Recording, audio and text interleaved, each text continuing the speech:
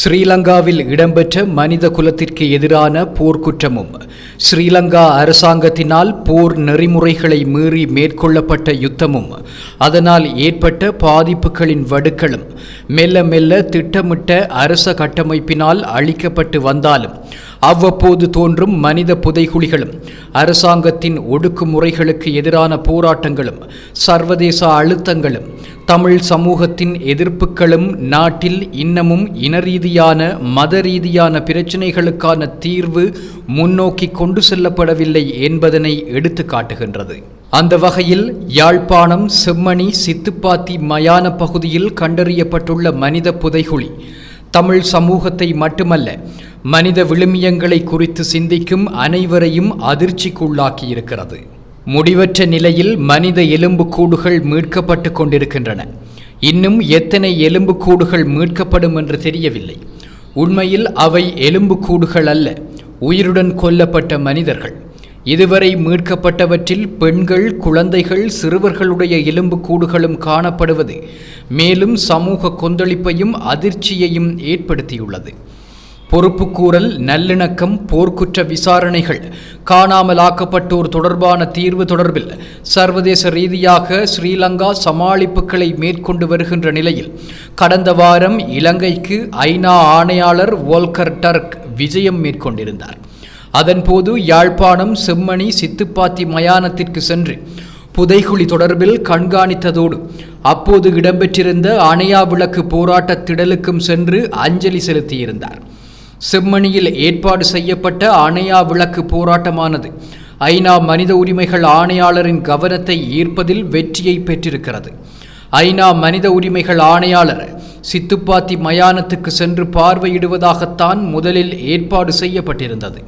ஆனால் அவரை அணையா விளக்கை நோக்கி வர வைத்தது கட்சி சாராத மக்கள் திரட்சியும் சிவில் சமூகங்களும் தான்.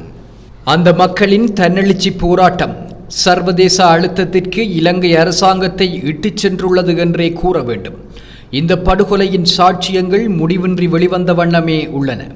இதேவேளை நடைபெற்ற போராட்டத்துக்கு தமது ஆதரவை தெரிவிப்பதற்காக சென்ற அரசியல் தலைவர்களையும் மக்கள் பிரதிநிதிகள் சிலரையும் அங்கே கூடிய சில விசமிகள் எதிர்த்து தடுக்கவும் தாக்கவும் முற்பட்டுள்ளனர். தமது அரசியல் உள்நோக்கங்களை நிறைவேற்றிக் கொள்வதற்காக அவர்கள் இப்படி தவறான முறையில் குறுக்கு வழியில் செயற்பட்டுள்ளனர். இதனால் அந்த பகுதியில் சில மணி நேரம் குழப்பங்கள் உருவாகியிருந்தன. அது மட்டுமல்ல, இது இந்த போராட்டத்தை முன்னெடுத்த நல்ல சக்திகளின் நல் நோக்கத்தையும் பரந்த தன்மையையும் சிதறடித்திருந்தது. நிச்சயமாக இந்த செயல் தவறானது. இது இவ்வாறு இருக்கையில் கண்டுபிடிக்கப்படும் மனித எச்சங்கள் தொடர்பில் பார்ப்போமானால் இந்த மனித எச்சங்கள் யுத்தத்தில் ஈடுபட்டு உயிரிழந்தவர்களின் உடல்கள் அல்ல, விதிமுறைகளுக்கு அப்பால் படுகொலை செய்யப்பட்டோரின் உடல்களே அவை. இந்த படுகொலைகள் ஏதோ ஒரு வகையில் பழிவாங்கும் அரசியலின் விளைவாக நடந்தவையே. அப்படியென்றாலும் கூட சிறுவர்கள் கொல்லப்படுவதற்கான காரணம் என்ன என்ற கேள்வி எழுகிறது. இதுதான் கூடிய கவனத்தை இங்கே குவிக்கிறது. இதனால் இப்பொழுது கண்டெடுக்கப்பட்டு வரும் இந்த எலும்புக்கூடுகளும் இந்த மனித புதைகுழியும் இதுவரையிலும் கண்டெடுக்கப்பட்ட எலும்புக்கூடுகளையும் புதைகுழிகளையும் விட அரசியல் ரீதியாக முக்கியத்துவமுடையனவாக மாறக்கூடிய சாத்தியங்கள் உண்டு. அந்த வகையில் கிளிநொச்சி தொடக்கம் கொக்குத்தொடுவாய் வரையான புதைகுழிகள் எலும்புக்கூடுகளை வைத்து தமிழ் தரப்புகள் தாராளமாக அரசியல் ஆதாயங்களை பெற்றுக்கொண்டன. அவர்கள் நாடாளுமன்ற உறுப்பினர்களாகவும் மாகாண சபையின் பிரதிநிதிகளாகவும் கட்சிகளின் முக்கியஸ்தர்களாகவும் தம்மை உயர்த்தி கொண்டனர். பாதிக்கப்பட்ட மக்களுக்கோ எந்த நீதியும் கிடைக்கவில்லை. வடக்கு கிழக்கை போலவே தெற்கில் சூரியகந்தவிலும் பல எலும்புக்கூடுகளும் புதைகுழிகளும் கண்டறியப்பட்டன. அவை அந்த காலகட்டத்தில் அதிர்வையும் அரசியல் ரீதியாக சில கவன தூண்டல்களையும் ஏற்படுத்தியதுண்டு. இவையெல்லாம் பின்னர் மெல்ல நீர்த்து மறைந்து போனதே வரலாறு.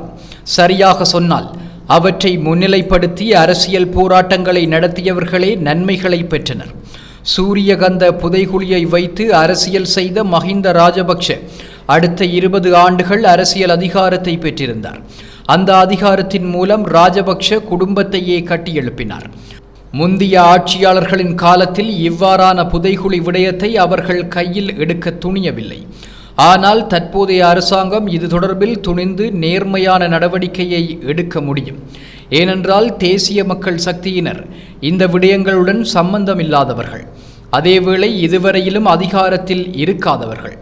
எனவே இந்த விவகாரம் தொடர்பில் பாதிக்கப்பட்டவர்களுக்கு சாதகமாகவே கையாள முற்படுவார்கள் என ஒரு கணிப்பு எழுந்துள்ளது. இதேவேளை குற்றங்களோடு தொடர்புடையவர்கள் கண்டறியப்பட்டு நிரூபிக்கப்பட்டால் குற்றவாளிகளுக்கு தண்டனை அளிக்கப்படுவது தவிர்க்க முடியாதது. பாதிக்கப்பட்ட மக்களுக்கு நீதி வழங்கப்பட வேண்டும் என்ற நிலைப்பாட்டில் அரசாங்கம் உறுதியாகவும் வெளிப்படைத்தன்மையாகவும் இருந்தால் அந்த பிரச்சினையை கூட வெற்றிகரமாகவே கையாளக்கூடியதாக இருக்கும்.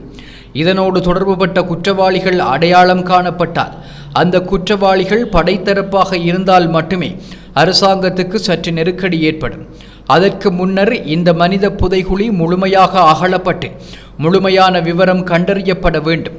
அடுத்த கட்டமாக மீட்கப்பட்ட எலும்புக்கூடுகள் தொடர்பான ஆய்வுகள் மேற்கொள்ளப்பட வேண்டும். அப்படி ஆய்வு மேற்கொள்ளப்பட்டால் மட்டுமே இந்த படுகொலை எந்த காலகட்டத்தில் நடந்தது, அந்த காலகட்டத்தில் என்ன நடந்தது என்பதையெல்லாம் கண்டறியக்கூடியதாக இருக்கும். எந்த காலகட்டத்தில் நடந்தது என்று கண்டறியப்பட்டாலே ஏறக்குறைய குற்றவாளிகளை கண்டுபிடித்து விடலாம். எனினும் இடம்பெற்ற நாடாளுமன்ற அமர்வில் தேசிய மக்கள் சக்தியின் கடற்றொழில் அமைச்சர் சந்திரசேகர் கிருஷாந்தி படுகொலையுடன் தமக்கு எந்த தொடர்பும் இல்லை, இது விசமிகளின் செயல் என கூறியிருந்தார். ஆனால் இன அழிப்பில் நேரடியாகவோ மறைமுகமாகவோ பங்களித்தவர்கள் அல்லது தங்களுக்குரிய தார்மீக பொறுப்பை நிறைவேற்றாதவர்கள் என்று பார்த்தால் ஈழத்தமிழர்கள் பெரும்பாலான அரசுகளையும் பெருநிறுவனங்களையும் குற்றம் சாட்ட வேண்டியிருக்கும். தமிழ் மக்களை இன அழிப்பு செய்தவர்கள் என்று பார்த்தால் பிரித்தானிய பேரரசிலிருந்து தொடங்கி உலகிலுள்ள எல்லா பேரரசுகளின் கைகளிலும் தமிழ் மக்களின் இரத்தம் உண்டு, ஐநாவின் கைகளிலும் தான். இந்த மேற்கத்திய ராஜதந்திர கட்டமைப்பானது இறுதிக்கட்ட போரில் தமிழ் மக்களை கைவிட்டது.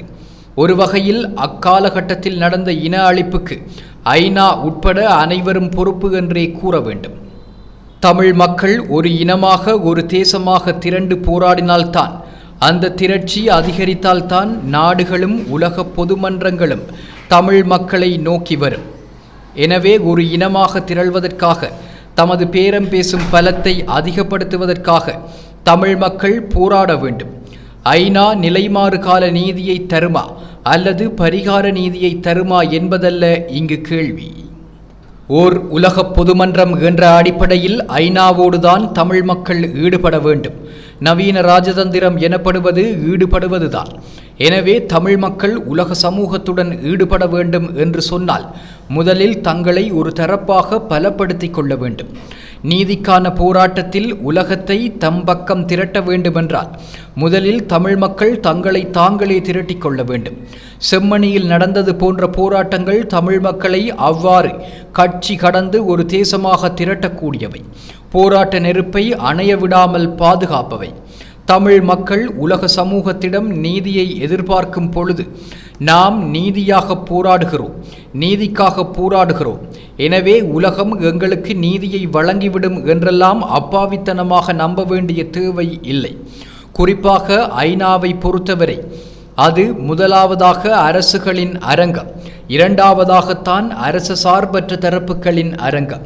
அங்கே அரசுகளின் நீதிதான் உண்டு. அங்கு மட்டுமல்ல, எங்கும் அரசுகளின் நீதிதான் உண்டு. தூய நீதி என்பதை எதிர்பார்க்க முடியாது. அந்த வகையிலேயே நேற்று முன்தினம் வரை செம்மணியில் நடத்தப்பட்ட அகழ்வு பணிகளில் மனித எண்பு தொகுதிகள் அடையாளம் காணப்பட்டிருந்த போதும் ஆடைகளோ வேறு பொருட்களோ இனங்காணப்படவில்லை. நேற்று முன்தினம் நடத்தப்பட்ட அகழ்வு நடவடிக்கைகளில் எண்பு தொகுதிகள் அடையாளம் காணப்பட்டிருந்த அதேவேளை எண்பு தொகுதி ஒன்றுக்கு அருகில் ஆடை, சிறிய வளையல்கள், நீல நிற துணி, புத்தகப்பை என்பன அடையாளம் காணப்பட்டுள்ளன. கடந்த காலங்களில் வடக்கு கிழக்கு பிரதேசங்களில் அரசு சார்பற்ற தொண்டு நிறுவனங்களால் பாடசாலை மாணவர்களுக்கு வழங்கப்பட்ட யுனிசெஃப் புத்தகப்பை போன்றதொரு புத்தகப்பையும் காணப்பட்டுள்ளது. அதேவேளை புதைகுழி அடையாளம் காணப்பட்டுள்ள இடத்தின் மண் மாதிரியை பரிசோதிப்பதற்கு சட்ட மருத்துவ அதிகாரிகள் நீதிமன்றத்தில் விண்ணப்பம் செய்திருந்த நிலையில் நீதிமன்றம் அனுமதி வழங்கியிருந்தது. கொழும்பிலிருந்து வருகை தந்த குழு ஆய்வுக்கான மண் மாதிரிகளை சேகரித்தது. இந்த அகழ்வு நடவடிக்கைகள் நீதிவான் ஏ ஆனந்தராஜாவின் கண்காணிப்பில் துறைசார் நிபுணரும் பேராசிரியருமான சோமதேவாவின் தலைமையில் நடைபெற்று வருகின்றன. அகழ்வு நடவடிக்கைகளின் போது சட்ட மருத்துவ அதிகாரி பிரணவன் செல்லையா தலைமையிலான குழுவினரும் காணாமலாக்கப்பட்டோர் ஆணைக்குழுவின் சட்டத்தரணி பூரணி மரியநாயகம், காணாமலாக்கப்பட்டவர்களின் உறவினர்கள் சார்பில் சட்டத்தரணி VK நிரஞ்சன் ஆகியோரும் பிரசன்னமாகி இந்த நடவடிக்கையை முன்னெடுத்து வருகின்றனர் என்பதுவும் சுட்டிக்காட்டத்தக்கது. இதுபோன்ற செய்திகளை தெரிந்து கொள்ள சமூகம் நியூஸ் சேனலை சப்ஸ்கிரைப் செய்து அருகில் உள்ள பெல் பட்டனை கிளிக் செய்யுங்கள். மேலும் இதுபோன்ற செய்திகளை உடனுக்குடன் தெரிந்து கொள்ள சமூகமீடியா.com என்ற இணையதளத்தின் வாயிலாகவும் எங்களுடன் இணைந்திருங்கள்.